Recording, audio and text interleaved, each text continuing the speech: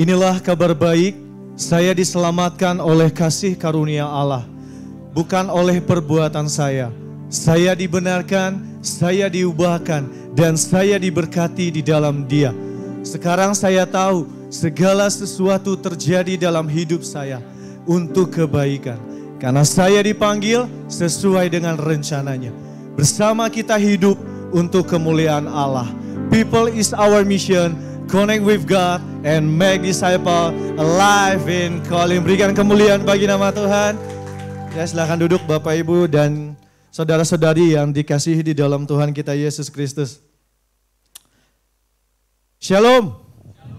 Sekali lagi shalom. Apa kabar Bapak Ibu semua? Luar biasa. Sekali lagi apa kabar Bapak Ibu semuanya?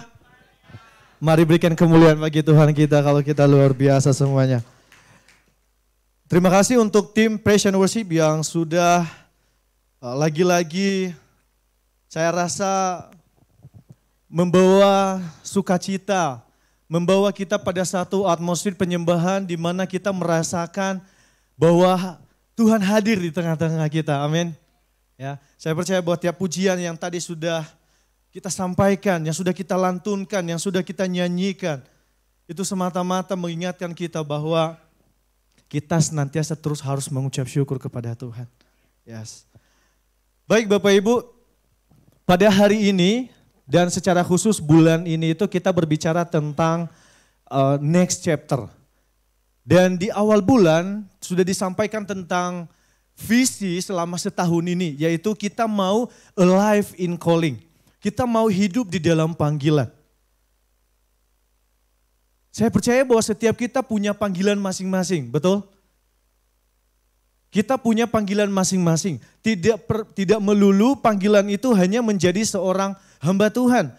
Tidak melulu panggilan itu hanya berbicara tentang menjadi seorang pelayan. Tetapi ada panggilan-panggilan khusus yang kita terima, yang Tuhan taruhkan di dalam hati kita masing-masing. Betul?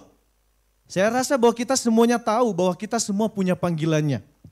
Maka hari ini berbicara tentang panggilan, berbicara tentang next chapter. Kalau sebelumnya kita barangkali di antara kita ada yang masih belum merasa bahwa saya masih merasa apa sebenarnya panggilan saya? Apa sebenarnya yang menjadi panggilan kehidupan saya? Dan hari ini kita mau lihat bahwa ada next chapter. Ada next chapter yaitu lembaran baru. Hari ini kita mau belajar tentang itu, bahwa ada satu hal yang juga menjadi penting untuk kita pahami. Ya, bahwa kita harus move, kita harus lanjut ke next berikutnya yaitu menggenapi panggilan kita masing-masing. Oleh karena itu Bapak Ibu, saya mengajak kita untuk membuka Alkitab kita di dalam Injil Matius. Injil Matius pasal 9 ayat 27 sampai dengan ayatnya yang ke-31. Sekali lagi, mari buka Alkitab kita masing-masing. Walaupun di gadget masing-masing, boleh kita buka di dalam Matius pasal 9 ayatnya yang 27 sampai dengan ayatnya yang ke-31. Semua sudah dapat Bapak Ibu? Amin. Baik, saya akan membacakan dan silakan Bapak Ibu boleh menyimak dan membaca di dalam hati masing-masing. Berikutnya Lembaga Alkitab Indonesia memberikan judul yaitu Yesus menyembuhkan mata dua orang buta. Ayat 27, ketika Yesus meneruskan perjalanannya dari sana, dua orang buta mengikutinya sambil berseru-seru dan berkata, "Kasihanilah kami, hai anak Daud." Ayat 28, setelah Yesus masuk ke dalam sebuah rumah, datanglah kedua orang buta itu kepadanya. Dan Yesus berkata kepada mereka, "Percayakah kamu bahwa aku dapat melakukannya?" Kemudian mereka menjawab, "Ya Tuhan, kami percaya." Lalu Yesus menjamah mata mereka sambil berkata, "Jadilah kepadamu menurut imanmu." Maka meleklah mata mereka dan Yesus pun dengan tegas berpesan kepada mereka katanya, "Jagalah supaya jangan seorang pun mengetahui hal ini." Ayat terakhir 31, tetapi mereka keluar dan memasyurkan dia ke seluruh daerah itu. Mari sekali lagi kita tundukkan kepala. Bapa, kami bersyukur firman-Mu yang sudah kami bacakan, kami mau Tuhan Roh Kudus-Mu berada di tengah-tengah kami, bahkan di dalam hati kami masing-masing. Supaya firman-Mu ini boleh dengan mudah kami pahami, dapat dengan mudah kami mengerti Tuhan. Dan juga Tuhan, hamba-Mu Tuhan kiranya sampaikan, Tuhan pakai hamba-Mu, dan Tuhan biarlah nama Tuhan yang dimuliakan, nama Tuhan yang disembah. Terima kasih Bapak, terima kasih Yesus. Hanya di dalam nama-Mu dan yang siap untuk mendengar firman Tuhan, sama-sama kita katakan amin. Baik Bapak Ibu, pada pagi hari ini saya memberikan satu tema kecil berbicara tentang tema bulanan kita itu adalah next chapter. Ya, maka pada pagi hari ini kita mau coba belajar tentang next chapter-nya kita itu harusnya seperti apa. Dan saya coba memikirkan dan saya coba menawarkan kepada kita untuk kita gumuli bersama-sama, yaitu one step of growing in faith. Ya, lembaran barunya kita itu, next chapter-nya kita itu adalah satu langkah untuk bertumbuh di dalam iman. Bapak Ibu, sebuah kisah seorang petani yang menanam dua tanaman di lahan yang sama. Petani ini menanam tanaman yang sama dan di lahan yang sama. Yang membedakannya apa? Tanaman yang pertama, sang petani itu selalu menyiramnya setiap sore. Pagi sore itu dilakukannya dengan rutin untuk menyiram satu tanaman ini. Lalu kemudian sang petani itu juga memperlakukan tanaman kedua dengan berbeda. Ia menyiram tanaman yang kedua ini hanya sekali dalam 2 hari. Dan kita bisa lihat, sudah mulai pertumbuhan tanaman tersebut. Lalu kemudian tibalah sang petani menguji ketahanan dari akar 2 tanaman tersebut. Tanaman yang pertama yang disiram hampir pagi sore setiap hari, itu dapat dengan mudah dicabut akarnya bahkan hanya dalam memakan waktu sekitar kurang lebih 2 menit. Tetapi yang membedakan tanaman yang kedua, tibalah giliran yang kedua mau dicabut, tanaman yang kedua ini petani mencabutnya dan membutuhkan waktu 2 kali lipat untuk mencabutnya dibandingkan tanaman yang pertama. Karena apa? Tanaman yang pertama, ia dapat dengan mudah menerima asupan air. Ia dengan mudah menerima air pagi sore. Sehingga ia tidak berusaha mencari sumber air, kedalaman air di dalam tanah. Tetapi tanaman yang kedua, karena ia hanya mendapatkan asupan air sedikit, dan ia berusaha akarnya mencari ke dalam tanah untuk bisa menemukan sumber air supaya ia terus bisa bertahan hidup. Barangkali Bapak Ibu kehidupan kita juga ibaratnya seperti tanaman. Ya, seperti tanaman yang tadi, kadangkala ketika kita diperhadapkan pada persoalan, kita semakin mengakar, iman kita semakin mengakar, lalu kemudian kita menjadi pribadi-pribadi yang bertumbuh di dalam iman. Amin. Kita tidak menjadi pohon yang pertama yang mau hidup enak saja, yang mau kehidupannya seperti saya hanya mau menikmati apa berkat Tuhan saja. Tetapi ketika diperhadapkan pada satu problem, keadaan, pada satu persoalan, ia tidak mampu. Ia dapat dengan saja berpindah imannya. Karena akarnya tidak mendalam. Akarnya tidak berusaha semakin mendalam mencari sumber air itu. Dan hari ini kita mau mencoba Bapak Ibu untuk belajar bahwa next chapter-nya kita untuk bulan ini bahwa kita harus selangkah bertumbuh di dalam iman kita. Saya percaya bahwa yang sudah dibahas di minggu pertama, minggu kedua, dan minggu ketiga berbicara tentang Yosua. Saya percaya bahwa Yosua tidak serta-merta menjadi penggantinya Musa kalau ia terlebih dahulu tidak diuji. Kalau ia terlebih dahulu tidak dilihat kemampuannya, tidak dilihat ketaatannya, dan tidak dilihat kesetiaannya kepada Tuhan. Sehingga ia bisa dan ia menjadi regenerasi kepemimpinan daripada Musa itu sendiri. Alhasil untuk kita bisa bertumbuh Bapak Ibu, untuk bisa kita menjadi pribadi-pribadi yang selangkah, yang membuka lembaran baru, selangkah maju di dalam iman kita, maka saya percaya bahwa kita akan menghadapi berbagai macam persoalan. Apalagi di tahun ini, mungkin di awal tahun kita mengawali dengan berbagai macam asa, berbagai macam harapan yang tertanam di dalam hati kita. Bahkan barangkali ada banyak harapan-harapan yang kita goreskan di dalam catatan-catatan pribadi kita. Kita mempunyai harapan. Tetapi satu juga yang kita harus pahami, satu yang kita ketahui bahwa semua itu tidak pasti. Apa yang akan kita lalui setahun ini, kita belum tahu apa yang akan terjadi. Dan kita hanya punya satu, yaitu pengharapan di dalam Tuhan. Dan itu adalah iman. Karena itu Bapak Ibu, next chapter kita berarti satu tahapan baru kita memasuki. Dan satu tahapan sudah kita lewati. Tahun kemarin, satu tahapan sudah kita lewati, yaitu berbicara tentang karakter. Berbicara tentang karakter, bagaimana karakter seorang Kristiani, bagaimana karakter seorang Kristen yang sebenarnya. Kristen yang sejati itu karakternya seperti apa. Dan lembaran itu sudah kita tutup. Dan kita masuk ke lembaran yang baru atau naik satu level lagi di lembaran yang baru, yaitu kita hidup di dalam panggilan kita. Dan percayalah, kita nggak akan pernah hidup di dalam panggilan kalau kita tidak bertumbuh di dalam iman. Amin. Maka kita mau belajar hari ini Bapak Ibu untuk kita sama-sama bertumbuh di dalam iman kita. Saya mau mengawali lagi dengan ada sebuah buku yang saya baca, dan ini juga saya dapat di conference, barangkali beberapa leader juga dapat bukunya. Dan saya seminggu ini saya membaca buku itu dan saya mempelajari karena temanya barangkali bertepatan dengan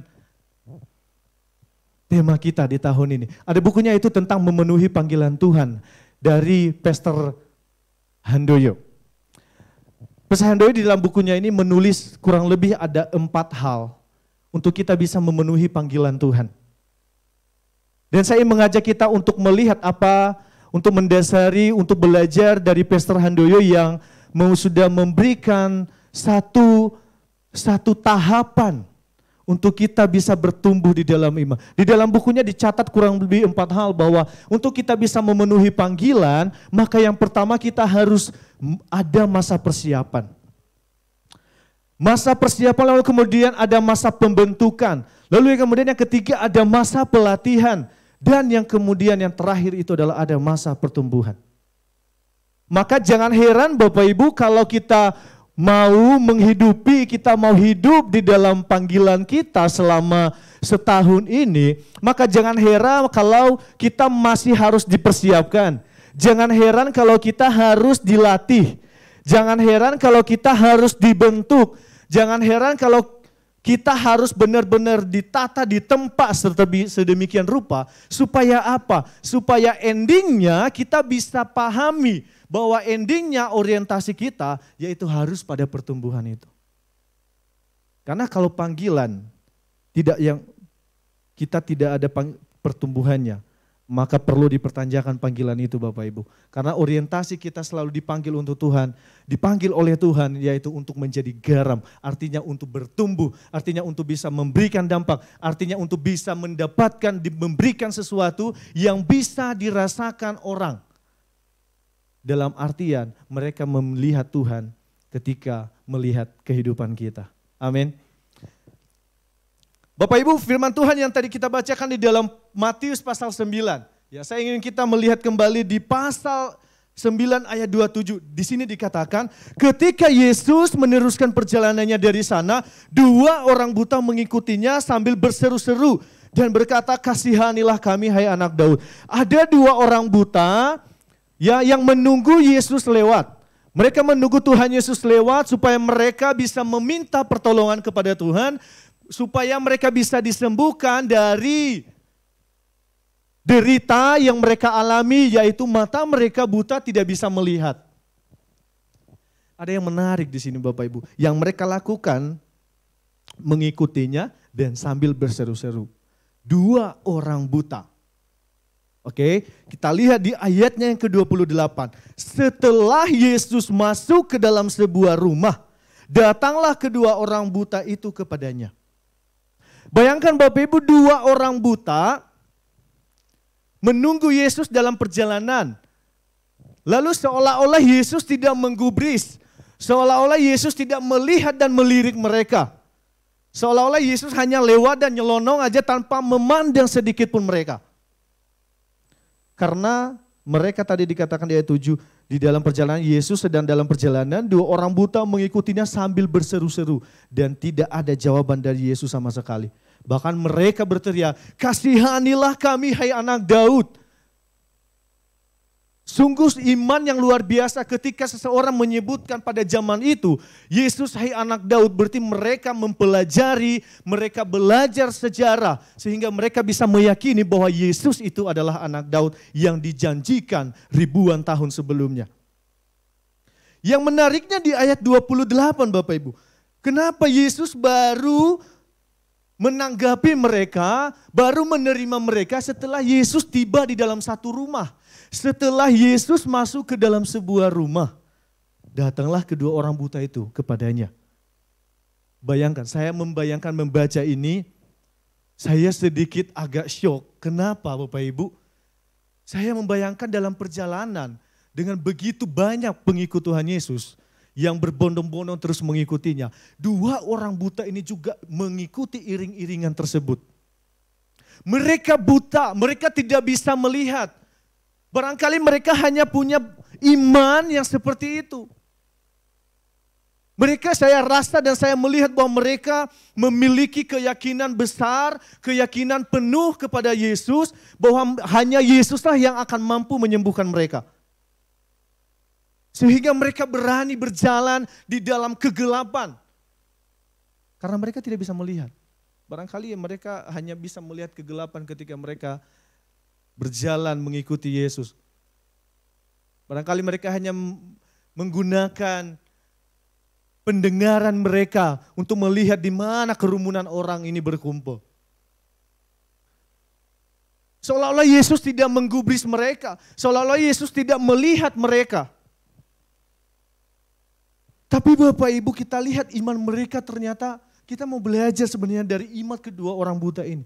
Ya barangkali mungkin kita melihat mereka adalah 2 orang yang disabilitas, 2 orang yang penuh keterbatasan, 2 orang yang barangkali kita mungkin kadangkala memandang sebelah mata. Tetapi hari ini mereka memberikan contoh dan teladan iman kepada kita yang harusnya kita teladani kepada mereka. Ingat, dikatakan Yesus berkata kepada mereka setelah mereka tiba di dalam rumah, percayakah kamu bahwa aku dapat melakukannya? Kemudian mereka menjawab Bapak Ibu. Mereka menjawab, ya Tuhan kami percaya. Lalu Yesus menjamah mata mereka dan sambil berkata, jadilah kepadamu menurut imanmu. Ternyata iman mereka sebegitu besarnya. Bahkan mereka tidak pernah melihat Yesus secara langsung. Hanya dari pendengaran. Hanya mendengar tentang Yesus itu siapa. Barangkali hanya mendengar bahwa Yesus membuat banyak mukjizat, bahwa Yesus membuat banyak hal-hal yang di luar nalar dan di luar logika. Dan kedua orang buta itu mempercayai itu. Memang betul, mereka buta secara jasmani. Memang betul, secara lahiriah mereka buta, tetapi tidak dengan rohani mereka. Mereka melek di dalam iman mereka, maka hari ini kita mau belajar daripada mereka. Yang pertama, Bapak Ibu, untuk kita bisa bertumbuh di dalam iman kita, maka kita harus melangkah dengan iman. Layaknya kedua orang buta ini yang barangkali tidak punya gambaran perjalanannya, yang tidak tahu Yesus harus pergi kemana, Yesus akan pergi kemana. Tetapi dengan pendengarannya, dengan imannya, ia mengikuti Yesus. Lalu dengan imannya ia percaya bahwa ia akan menerima kesembuhan daripada Tuhan. Yang pertama, kita harus melangkah dengan iman. Step out in faith. Karena itu adalah proses yang harus kita lalui. Itu adalah proses yang harus kita lewati untuk bisa bertumbuh di dalam iman. Ya. Di dalam Ibrani dikatakan, Ibrani pasal 11 ayat 1 dikatakan, bukti dari segala sesuatu yang tidak kita lihat, itu adalah iman. Iman itu adalah bukti dari segala sesuatu yang tidak kita lihat. Dan itu dibuktikan langsung, itu dinyatakan langsung kedua orang buta ini. Tidak melihat Yesus itu siapa, mereka hanya mendengar. Tapi mereka percaya bahwa Yesus mampu. Maka itulah iman yang harusnya kita teladani. Itulah iman yang seharusnya juga menjadi satu-satu contoh untuk kita supaya kita hidup sama seperti mereka. Apalagi dengan kita yang barangkali bisa melihat langsung, bisa membaca langsung, bisa membayangkan langsung. Dengan kita membaca Alkitab kita sudah bisa membayangkan sosok dan pribadi Yesus yang sungguh ajaib itu. Maka harusnya iman kita harusnya sudah kokoh. Amin. Maka harusnya iman kita sudah kuat di hadapan Tuhan. Amin. Maka seharusnya tidak ada lagi ketakutan. Seharusnya tidak ada lagi kekhawatiran. Yakin kita semua sudah hidup di dalam iman? Kita sudah punya iman yang kokoh di dalam Tuhan, Bapak Ibu? Apakah kita masih suka khawatir? Apakah kita masih suka merasa ada satu hal yang takut? Barangkali kita khawatir tentang bagaimana masa depan anak mungkin yang sudah barangkali Bapak Ibu yang punya anak kecil. Bagaimana nanti nasib anak ini? Bagaimana nanti masa depan anak saya ini? Apakah kemudian hari ia juga bisa menjadi seorang yang berguna? Apakah kemudian hari bisa menjadi seorang yang berdampak barangkali bagi bangsa ini? Barangkali itu yang kita khawatirkan.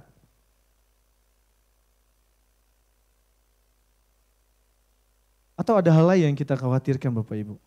Ada hal lain yang kita takutkan? Kita khawatir mungkin kalau yang ikut kemarin di ibadah I Pray di hari Rabu, mungkin Kosantaros juga sudah menyinggung tentang ada kekhawatiran sudah diceritakan ada kekhawatiran dari Kosan masalah tentang usaha, tentang pekerjaan. Apakah itu menjadi hal-hal yang kita khawatirkan? Lalu pertanyaannya kemudian, di mana iman kita? Bukankah kedua orang buta ini memberikan satu contoh kepada kita bahwa mereka tidak melihat Yesus itu siapa, tetapi mereka hanya percaya. Mereka hanya berjalan dengan iman. Dan mereka percaya bahwa Tuhan pasti akan menolong mereka. Burung pipit dipelihara oleh Tuhan. Masa kita manusia yang diciptakan segambar dan serupa dengan Dia, maka mana mungkin Ia tidak memelihara kita. Bahkan lagi-lagi Ia selalu menjanjikan kepada kita, serahkanlah segala kekhawatiranmu kepada Aku, karena Akulah yang memelihara kamu. Amin. Yesus berkata begitu kepada kita Bapak Ibu. Lalu apa yang kita khawatirkan?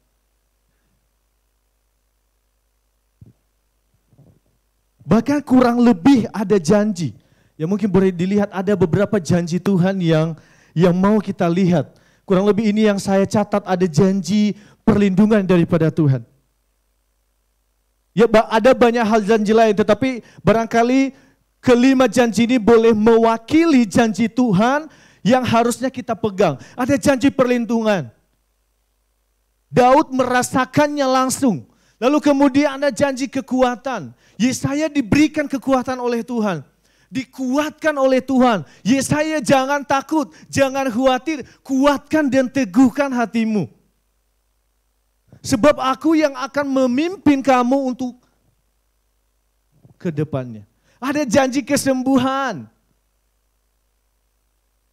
Lalu kemudian janji akan masa depan. Maka tidak perlu khawatir tentang barangkali mungkin kita perlu mempersiapkan segala sesuatunya untuk yang terbaik pastinya.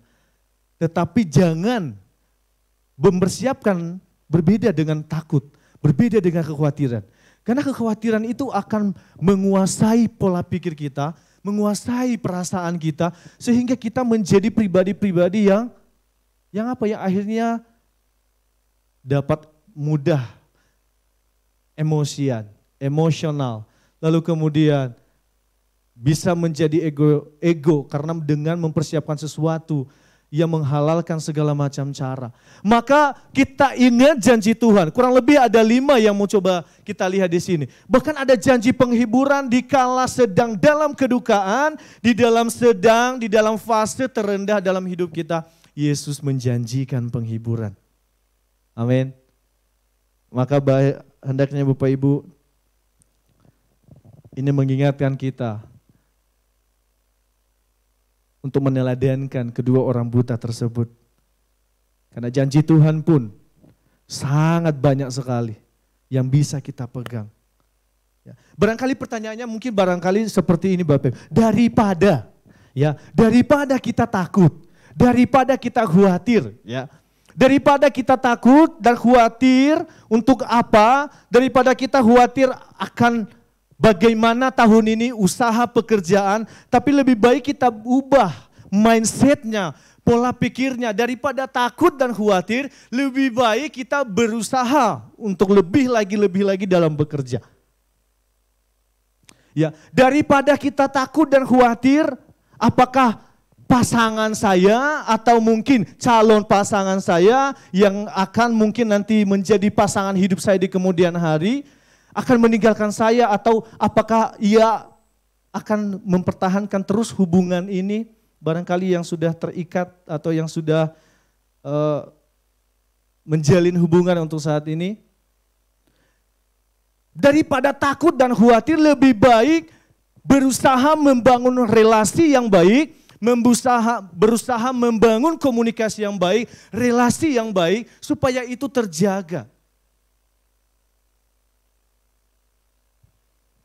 Makanya kalau nggak salah kurang 2 minggu lalu mungkin ada ngobrol-ngobrol setelah pulang gereja dan Ibu Gem bilang, ya Joseph secepatnya carilah kalau bisa tahun ini atau 2 tahun lagi. Kayaknya Ibu Gem saya pegang ini deh Ibu Gem. Saya tidak khawatir karena saya sedang berusaha membangun, berusaha mengimprove diri dulu terlebih dahulu, amin. Ya, barangkali ini adalah jawaban saya mungkin untuk pertanyaan itu. Ya karena daripada kita takut dan khawatir, lebih baik kita berusaha mengembangkan diri. Bukan jasmaninya. Tetapi kita mengembangkan sesuatu dalam arti mengimprove diri dengan sesuatu yang lebih baik ke depannya. Supaya apa? Supaya itu bisa terjaga. Apa yang kita khawatirkan, ketakutan-ketakutan itu tidak terjadi. Kita takut dengan pekerjaan, ya lebih baik kita berusaha untuk lebih baik lagi dalam bekerja. Kita takut untuk hubungan kita, relasi kita dengan orang yang kita cintai. Bisa saja kemudian hari bisa runtuh, bisa jauh, bisa berjarak. Tetapi bagaimana kalau kita ganti khawatirnya, lebih baik kita berusaha untuk membangun komunikasi, membangun hubungan yang baik. Amin Bapak Ibu. Ya.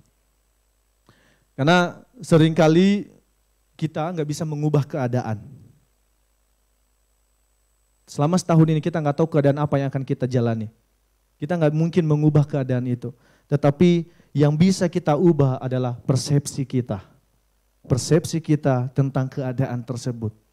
Maka daripada khawatir, lebih baik kita berusaha melakukan sesuatu. Amin Bapak Ibu. Lalu kemudian yang kedua, setelah kita melangkah dengan iman, supaya bisa kita selangkah bertumbuh di dalam iman kita. Lalu kemudian yang kedua, ada komitmen untuk bertumbuh. Ini juga menjadi penting Bapak Ibu. Karena kalau kita hanya mengemban panggilan kita hanya menerima panggilan itu tanpa kita merasa kita punya beban juga untuk bertumbuh, maka sia-sialah apa yang kita kerjakan untuk mengemban panggilan itu. Karena komitmen untuk bertumbuh menjadi tujuannya. Menjadi tujuan kita untuk dipanggil. Karena langkah iman yang benar akan menghasilkan pertumbuhan. Ketika kita beriman dengan benar di poin pertama tadi, maka kemudian tujuannya setelah lewati proses itu, maka kita akan menghasilkan pertumbuhan. Di ayat 30 dan 31 di firman Tuhan yang kita baca tadi Bapak Ibu, ada respon dari kedua orang buta itu. Mari kita lihat bersama-sama. Ketika mereka sudah disembuhkan, maka meleklah mata mereka dan Yesus pun dengan tegas berpesan kepada mereka katanya, jagalah supaya jangan seorang pun mengetahui hal ini. Oke, Yesus memerintahkan kepada mereka supaya mukjizat itu, hal yang ajaib itu tidak diberitahukan kepada siapapun. Tetapi apa yang menariknya Bapak Ibu, di ayat 31, kedua orang buta itu dikatakan, tetapi mereka keluar dan memasyurkan dia ke seluruh daerah. Kenapa demikian Bapak Ibu? Sebenarnya yang menjadi sasaran di sini ada dua kemungkinan. Bisa saja Yesus juga akan diancam dan bisa saja Yesus dicari hukumannya padahal belum waktunya. Karena Yesus belum waktunya untuk memang menyelesaikan tugasnya. Makanya Yesus melarang mereka. Kira-kira kenapa sih Yesus harus melarang mereka? Padahal bukankah itu baik untuk memasyurkan nama dia, menyebarluaskan nama Tuhan pada masa itu. Tetapi yang menjadi pertimbangannya ternyata karena memang belum waktunya. Tetapi kita belajar dari apa yang dilakukan oleh dua orang buta ini. Ketika mereka sudah merasakan kesembuhan itu, mereka sudah bisa melihat, artinya meleklah mata mereka, lalu apa yang mereka perbuat? Sukacita itu tidak hanya mereka pegang, sukacita itu tidak hanya mereka sendiri yang merasakan. Mereka tidak mau hanya mereka saja yang merasakan, tetapi mereka juga mau berbagi sukacita itu kepada orang-orang di sekitar mereka. Mereka mau memperkenalkan siapa yang telah menolong mereka. Mereka mau memperkenalkan siapa sumber dari sukacita mereka. Barangkali mereka begitu menggebu-gebu, begitu berapi-api menyampaikan, mengabarkan bahwa Yesus telah menolong mereka. Yesus telah menyembuhkan mereka. Lalu apa komitmennya untuk kita Bapak Ibu? Kalau kita melihat dari kedua orang buta ini, kita mau belajar daripada mereka. Maka ada beberapa langkah yang harus kita barangkali kita renungin. Barangkali menjadi perenungan kita supaya apa? Supaya kita bisa memiliki komitmen itu yang untuk yang bertumbuh. Yang pertama, bahwa untuk kita bisa bertumbuh itu ada peran Tuhan dan ada perannya kita. Satu, kalau kita mau bertumbuh, kita tidak mungkin bisa bertumbuh tanpa bantuan Roh Kudus. Kita tidak mungkin bisa bertumbuh tanpa peran Roh Kudus di dalam kehidupan kita. Tidak mungkin kita bisa menjadi seseorang yang bisa berdampak bagi orang tanpa ada tuntunan Roh Kudus. Maka perlu sekali, penting sekali untuk kita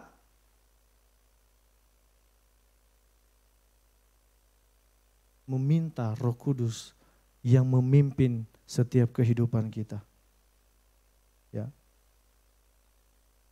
Karena untuk kita bisa bertumbuh langkah pertama, ada bagian kita dan ada bagian Tuhan. Bagian Tuhan itu adalah Roh Kudus yang hanya Dialah yang sanggup untuk menolong dan memampukan kita. Lalu kemudian yang kedua, kita harus mengubah kemudi. Yang artinya mengubah pola pikir kita, ya. Alkitab berkata, biarlah Tuhan mengubahmu menjadi manusia baru dengan mengubah cara berpikirmu. Hal yang harus dilakukan pertama kali dalam pertumbuhan rohani atau iman adalah mengubah pola pikir. Ternyata ini tidak mudah Bapak Ibu. Bahkan Paulus pun pernah menegaskan kepada jemaat di Korintus, ya dikatakan di 1 Korintus 13 ayat 11, ketika aku kanak-kanak, aku berkata-kata seperti kanak-kanak. Aku merasa seperti kanak-kanak, aku berpikir seperti kanak-kanak. Sekarang, sesudah aku menjadi dewasa, aku meninggalkan sifat kanak-kanak itu. Ketika kita sudah next chapter, kita tiba pada lembaran baru, kita mau bertumbuh, kita mau dewasa di dalam iman, kita mau grow in faith itu, maka biarlah pesan ini sudah juga menjadi bagian kita. Sekarang kita mau menjadi dewasa di dalam iman, maka marilah kita meninggalkan sifat kekanak-kanakan itu. Rasul Paulus sendiri bicara kepada kita. Maka yang diubahnya adalah pola pikirnya. Ya. Yang diubah adalah mindsetnya. Kita akan melihat nanti sebenarnya apa kedewasaan di dalam kita beriman itu. Dan seperti apa yang dimaksudkan oleh Paulus. Kita akan melihat setelah ini. Ya. Kenapa penting itu mengubah cara berpikir? Karena cara berpikir kita menentukan bagaimana cara kita merasa. Ya.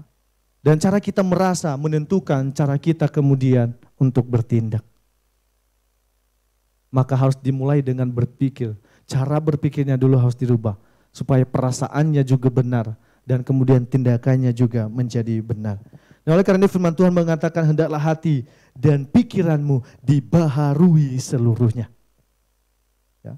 Lalu kemudian yang ketiga, kita punya fokus baru. Ini juga menjadi penting Bapak Ibu. Untuk kita bisa bertumbuh di dalam iman, maka komitmen untuk bisa punya fokus yang baru yaitu memusatkan perhatian kepada orang lain. Seorang yang sudah dewasa di dalam iman, maka orientasi, maka fokusnya juga tidak hanya lagi kepada dirinya, tetapi lebih lagi kepada orang yang ada di sekitarnya. Orang-orang lain, orang yang ada di sekelilingnya, itu juga menjadi fokusnya. Ya. Karena kekristenan sejati bukan hanya sebuah agama, bukan hanya sebuah komunitas, bukan hanya sebuah institusi, tetapi lebih daripada itu. Kekristenan adalah sebuah hubungan, sebuah gaya hidup. Maka kalau kita mau bertumbuh di dalam iman, maka kita punya fokus yang baru, yaitu kita juga harus berdampak. Lagi-lagi saya mau ingatkan kita dengan apa yang Yesus bilang, hendaklah kamu jadi garam dan terang dunia. Artinya apa? Berarti kita punya fokus baru. Kalau kita mau bertumbuh di dalam iman, kita punya fokus yang baru, yaitu kepada orang lain. Dan itu seharusnya menjadi gaya hidup kita sebagai seorang Kristen. Kalau kita mau komitmen untuk bertumbuh di dalam iman kita, maka saya mau mengajak kita untuk melihat satu tokoh lagi. Dia memberikan satu pelajaran kepada kita dan ketika saya mempelajari beliau juga adalah seorang pengkhotbah. Ia menawarkan satu pertumbuhan iman dan pertumbuhan gereja yang seperti apa yang ia idealkan. Barangkali kita sudah hampir mengenal tokohnya. Dia adalah seorang pengkhotbah, seorang penulis buku, Rick Warren. Barangkali mungkin bisa kita lihat bahwa Rick Warren adalah seorang pakar di dalam pertumbuhan gereja. Kenapa saya mau mengajak kita untuk melihat apa pendapatnya tentang pertumbuhan iman di dalam gereja? Karena ternyata ini menjadi penting untuk kita Bapak Ibu. Kalau kita mau bertumbuh di dalam iman, maka ada hal-hal yang harus kita pahami. Ada 5 segi yang harus kita perhatikan. Kalau kita mau bertumbuh di dalam iman, inilah yang akan terjadi. Kalau kita benar-benar one step growing di dalam iman kita, satu langkah kita maju dewasa di dalam iman itu, maka kita akan melihat dan merasakan dan menyaksikan ini boleh terjadi di tengah-tengah kita. Yang dimasukkan gereja di sini bukanlah gedungnya. Yang dimasukkan gereja di sini bukanlah bangunannya, bukanlah sesuatu yang material, tetapi yang dimaksudkan gereja di sini adalah orangnya, pribadinya. Kalau kita mau bertumbuh dan kalau kita bertumbuh di dalam iman, kita menjadi selangkah maju, selangkah memulai perkembangan atau kedewasaan iman kita, maka yang pertama kita harusnya bertambah akrab melalui persekutuan. Mari sama-sama Bapak Ibu kita cross check kehidupan kita. Mari Bapak Ibu kita cross check selama ini apakah kita sudah benar-benar bertumbuh di dalam iman. Karena kalau kita bertumbuh di dalam iman, maka gereja, maka pribadi orangnya itu harusnya kita bertambah akrab melalui persekutuan. Atau jangan-jangan selama ini kita merasa bahwa kita sudah dewasa di dalam iman, tetapi kita menghindari persekutuan demi persekutuan yang ada.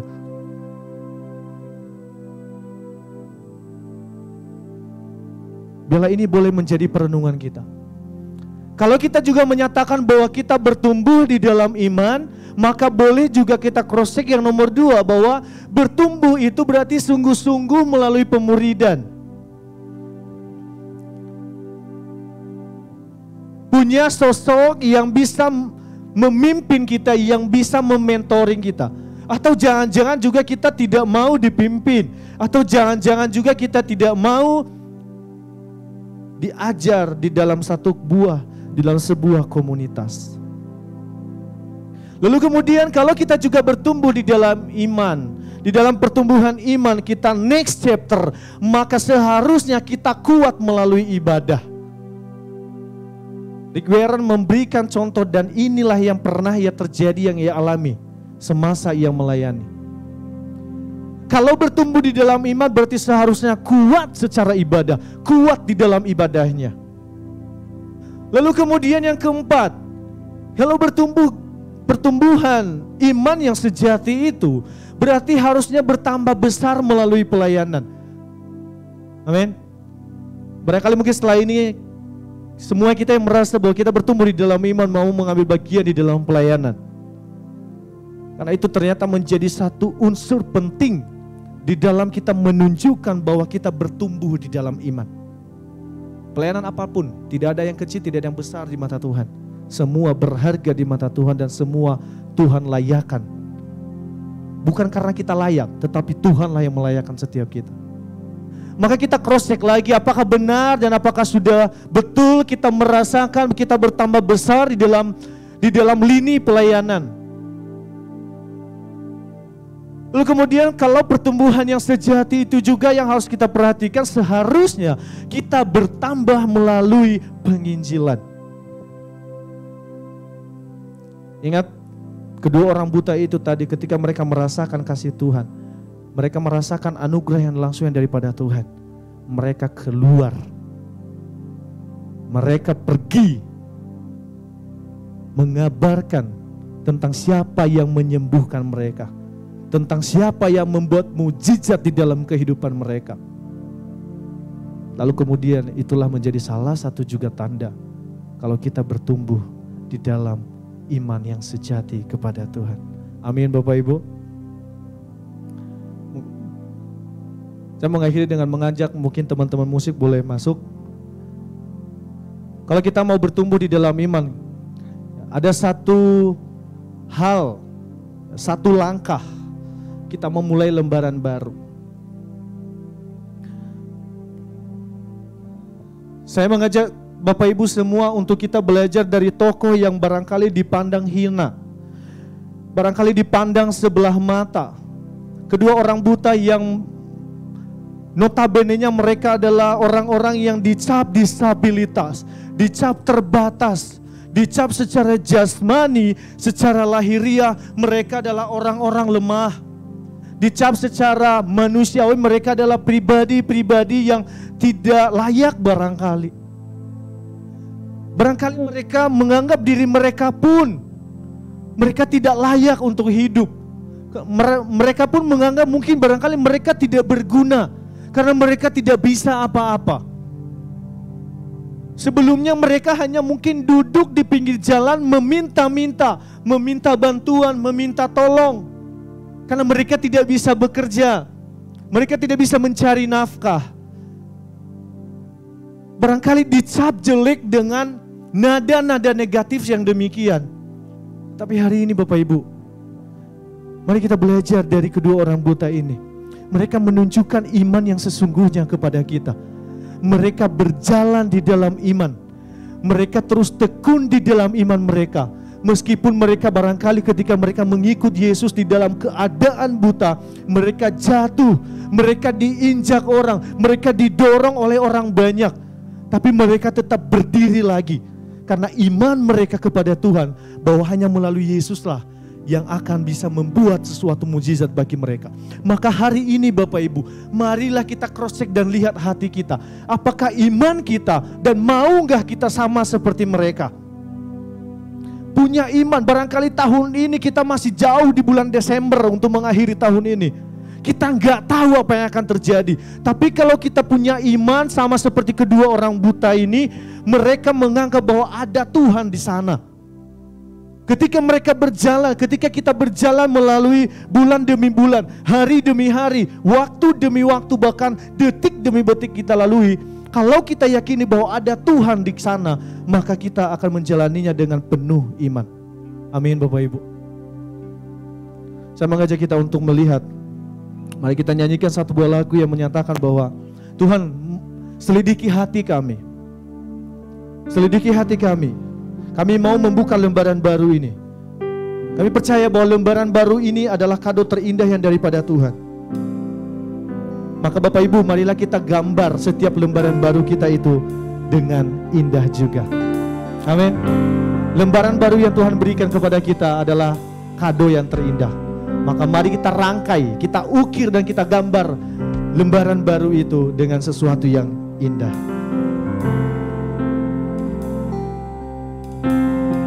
Tuhan, kami mau tetap setia dan selidikilah setiap hati kami.